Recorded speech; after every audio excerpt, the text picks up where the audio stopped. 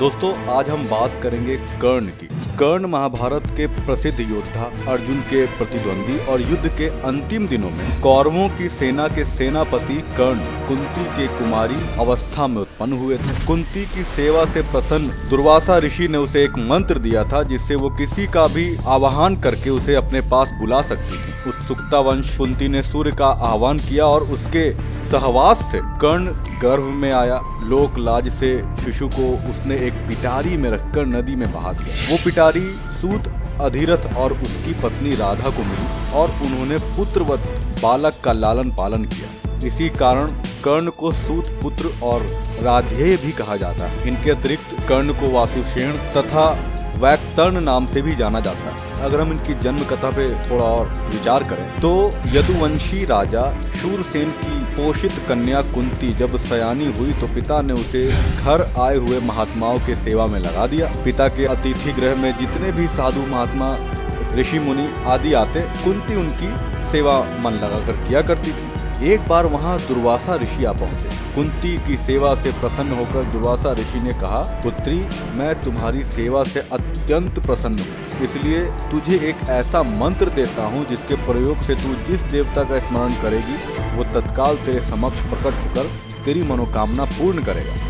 इस प्रकार दुर्वासा ऋषि कुंती को मंत्र प्रदान करके चले गए। ऐसा माना जाता है कि कर्णदा नदी का नाम कर्ण के नाम पे रखा गया था। मंत्र की सत्यता पे अगर हम बात करें, एक दिन कुंती ने उस मंत्र की सत्यता की जांच करने के लिए एकांत स्थान पर बैठकर उस मंत्र का जाप करते हुए सूर्य देव का स्मरण किया। उसी क्षण सूर्य देव वहाँ प्रकट होकर बोले, देवी मुझे बताओ कि तुम मुझसे किस वस्तु की अभिलाषा करती हो, मैं तुम्हारी अभिलाषा अवश्य पूर्ण करूंगा।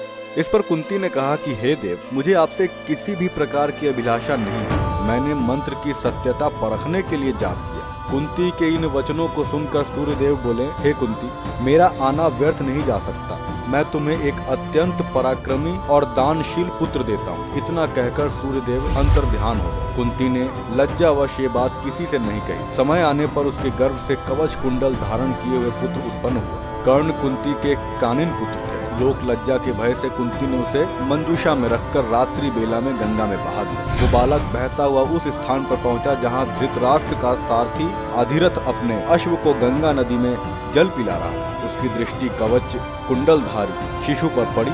अधिरथ निसंतान था। उसने बालक को अपने गले से लगा लिया और घर लाकर उसका अपने पुत्र के समान लालन पालन किया। उस बालक के कान बहुत सुंदर थे, इसलिए उसका नाम कर्ण रखा गया। इस सूत दंपति ने ही कर्ण का पालन पोषण किया था। इसी से कर्ण के लिए सूत पुत्र और राधेय नामों का भी प्रयोग किया जाता है। कर्ण को शस्त्र विद्या की शिक्षा द्रोणाचार्य नहीं दी थी, किंतु कर्ण की उत्पत्ति के संबंध में संदिग्ध होकर उन्होंने उसे ब्रह्मास्त्र का प्रयोग नहीं सिखाया। इसलिए कर्ण परशुराम के पास गए और अपने को ब्राह्मण बताकर शस्त्र विद्या सीखने लगे।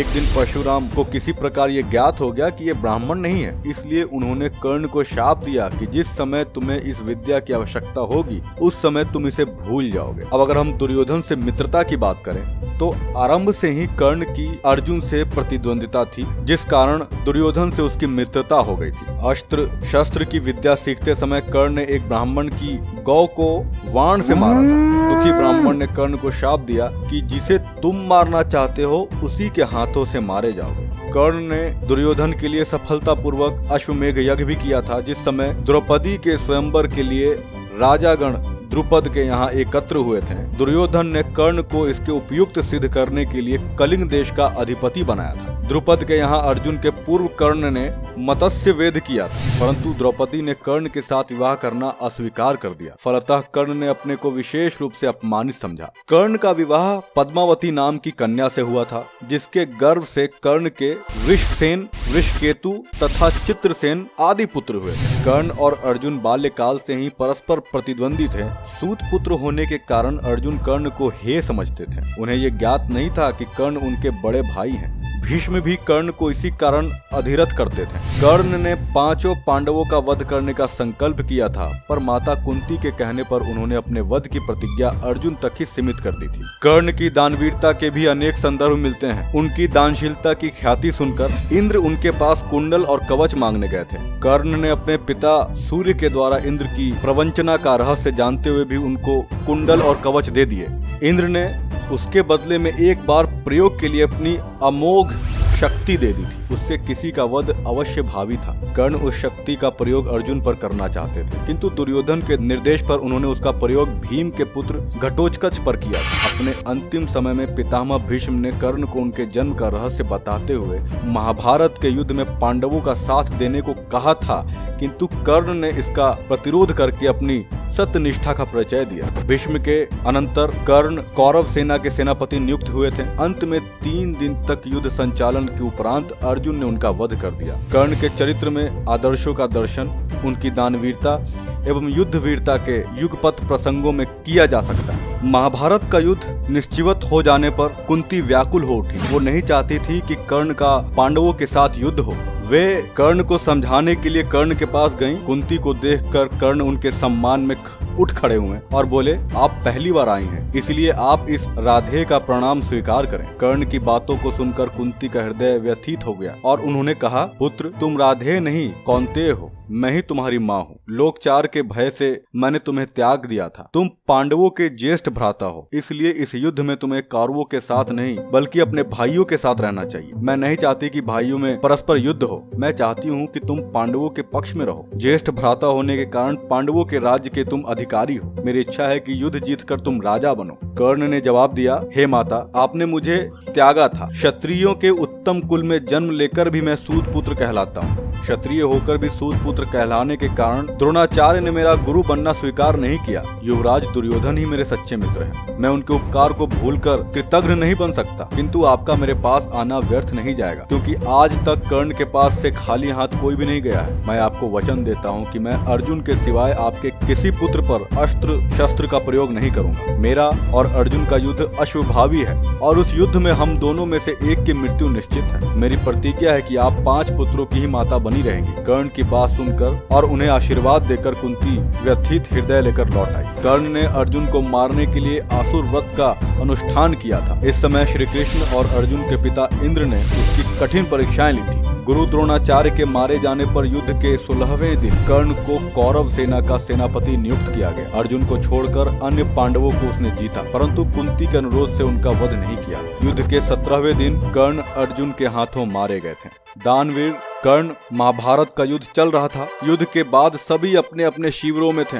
उस दिन अर्जुन कर्ण को पराजित कर अहंकार में चूर थे। वो अपनी वीरता की डींगे हाँकते हुए कर्ण का तिरस्कार करने लगे। ये देखकर श्री कृष्ण बोले, पार्थ, कर्ण सूर्यपुत्र है। उसके कवच और कुंडल दान में प्राप्त करने के बाद ही तुम विजय पा सके हो, अन्यथा उसे पराजित करना किसी के वश में नहीं था।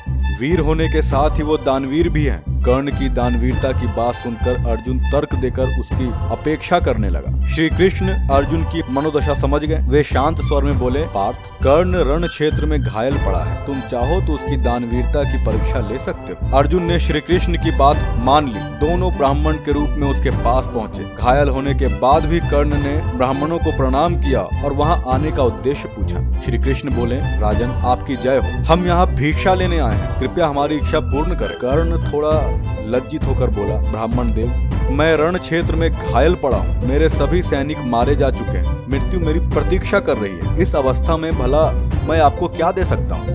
राजन, इसका अर्थ ये हुआ कि हम खाली हाथ ही लौट जाएं, किंतु इससे आपकी कीर्ति धूमिल हो जाएगी। संसार आपको धर्म विहीन राजा के रूप में याद रखेगा। ये कहते हुए वे लौटने लगे। तभी कर्ण बोला, ठहरिए ब्राह्मण देव, मुझे यश कीर्ति की इच्छा नहीं है, लेकिन मैं अपने धर्म में विमुख होकर मरना नहीं चाहता, इसलिए मैं आपकी इच्छा अवश्य पूर्ण करूंगा। कर्ण के 2 दांत सोने के थे। उन्होंने निकट पड़े पत्थर से उन्हें तोड़ा और बोले कि ब्राह्मण देव, मैंने सर्वदा सोने का ही दान किया है, इसलिए आप इस स्वर्ण युक्त दांतों को स्वीकार करें। श्री कृष्ण दान अस्वीकार करते हुए बोले, राजन, इन दांतों पर रक्त लगा है और आपने इन्हें मुख से निकाला है, इसलिए ये स्वर्ण जूठा है। हम जूठा स्वर्ण स्वीकार नहीं करेंगे। तब कर्ण घिसटते हुए अपने धनुष तक गए और उस वाण पर चढ़ाकर गंगा का स्मरण किया। तत्पश्चात वाण भूमि पर मारा। भूमि पर वाण लगते ही वहां से गंगा की तेज जलधारा बह निकली। कर्ण ने उसमें दांतों को धोया और उन्हें देते हुए कहा, ब्राह्मणों, अब ये स्वर्ण शुद्ध है, कृपया इसे ग्रहण करें। तभी कर्ण पर पुष्पों की वर्षा होने लगी। भगवान श्री कृष्ण और अर्जुन अपने वास्तविक स्वरूप में प्रकट हो गए। विस्मित कर्ण भगवान कृष्ण की स्तुति करते हुए बोले, भगवान आपके दर्शन पाकर मैं धन्य हो गया, मेरे सभी पाप नष्ट हो गए प्रभु, आप भक्तों का कल्याण करने वाले हैं, मुझ पर भी कृपा करें। तब कृष्ण उसे आशीर्वाद देते हुए बोले, कर्ण जब तक ये सूर्य,